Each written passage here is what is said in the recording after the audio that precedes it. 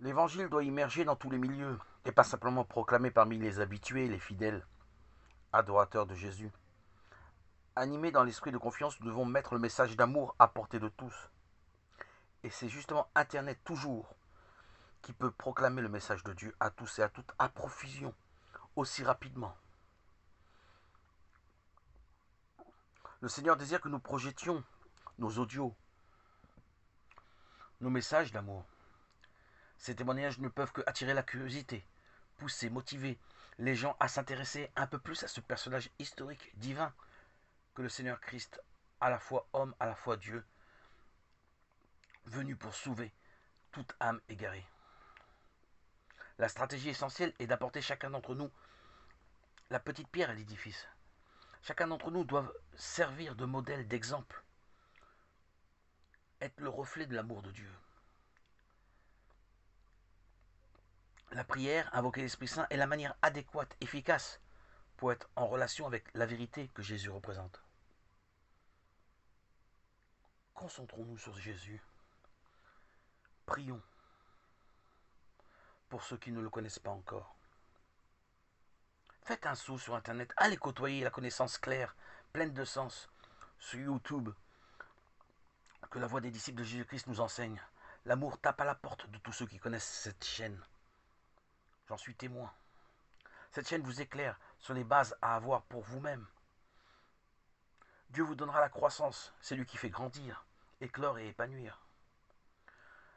Notre foi est nourrie par les enseignements.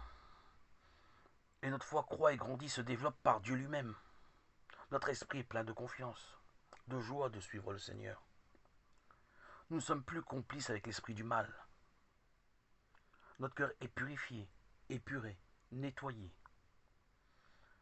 Nos engagements sont là bien présents. Nous arriverons à bon port. Nous en sommes assurés. Notre actualité est de se laisser conduire par l'Esprit Saint dans une lecture simple, attentive à la Bible. Évitons pour nos premiers pas tous les débats foisonnants décrivant toutes ces églises pentecôtistes, baptistes, évangéliques, etc., etc., etc. Que sais-je?